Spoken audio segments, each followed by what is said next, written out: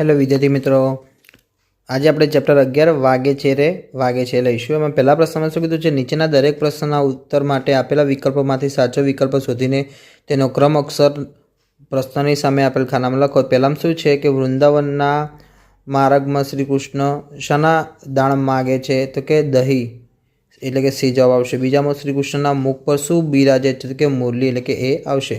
ત્રીજો વાગે છે રે વાગે છે, આ પદના રચયિતા કોણ છે, તો કે મીરાબાઈ આવશે, એટલે કે ડી આવશે। પ્રશ્ન બીજો, કૌંસમાંથી યોગ્ય શબ્દો પસંદ કરી ખાલી જગ્યા પૂરો। તો પહેલામાં શું કીધું છે કે વૃંદાવનમાં વાગતી મુરલીનો નાદ ખાલી જગ્યામાં ગાજે છે, તો કે ગગનમાં ગાજે છે।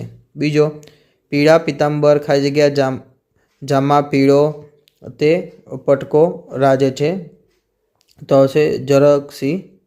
ત્રીજો, કાને રે ખાલી જગ્યા મસ્તકે મુગટ મુખ પર મુરલી શોભે રે, તો આવશે કુંડળ। પ્રશ્ન ત્રીજો, નીચેના પ્રશ્નનો ઉત્તર એક વાક્યમાં લખો। એમાં પહેલામાં શું કીધું છે, આકાશમાં શાનો અવાજ ગાજી રહ્યો છે, તો કે શ્રી કૃષ્ણએ વગાડેલી મુરલીનો અવાજ આકાશમાં ગાજી રહ્યો છે। બીજો, વૃંદાવનમાં શું રચાયું છે, તો કે વૃંદાવનમાં રાસ રચાયો છે। ત્રીજો, વૃંદાવનની કુંજ ગલીમાં શ્રી કૃષ્ણ શું કરે છે, તો કે વૃંદાવનની કુંજ ગલીમાં શ્રી કૃષ્ણ થનક થનક થે નાચે છે।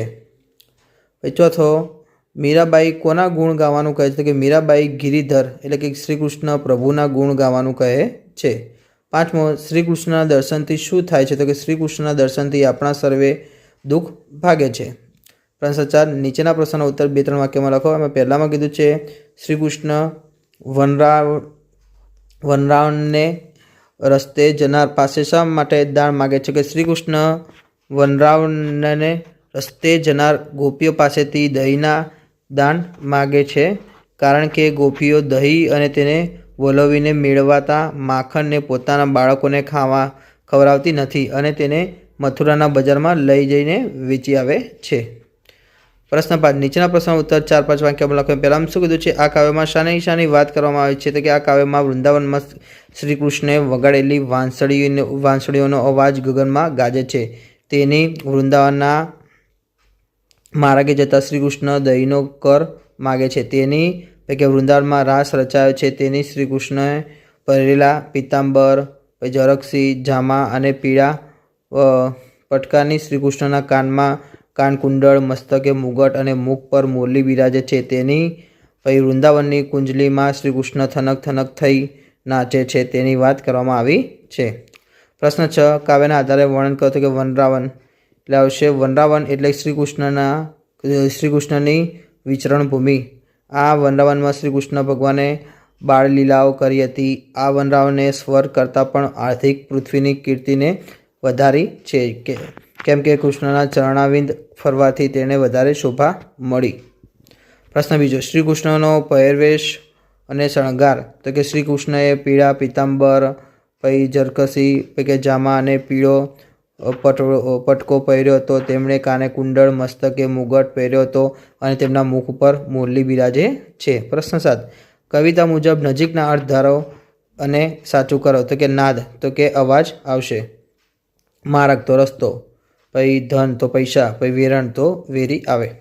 પ્રશ્ન 8, કૌંસમાં આપેલા શબ્દો વડે ખાલી જગ્યા પૂરો, તો કે ખેતરમાં જવાનો ખાલી જગ્યા ઉબડ ખાબડ છે, તો કે માર્ગ આવશે। બીજો, કાનુડો ખાલી જગ્યા કપડાં પહેરે છે, તો કે કસબી।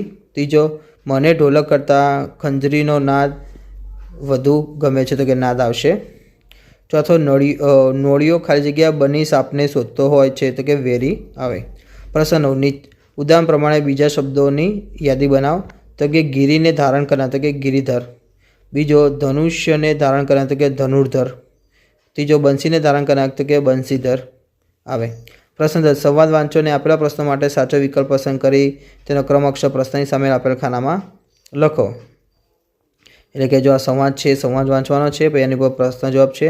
તો કે શાળાએ જવાનું મોડું થશે એમ પાઠ શા માટે કહે છે, તો કે નેહા પડી જવાથી, એટલે કે અજવાબ આવશે। બીજો, અક્ષય નેહાને ઘરે સમાચાર આપવાનું કહ્યું, કારણ કે એટલે કે નેહાની ઈજાની જાણ ઘરના લોકોને કરવી જરૂરી છે। ત્રીજો, પાર્થની જગ્યાએ તમે હો તો શું કરો, તો કે અક્ષયની વાત સાંભળું, એટલે કે આવશે।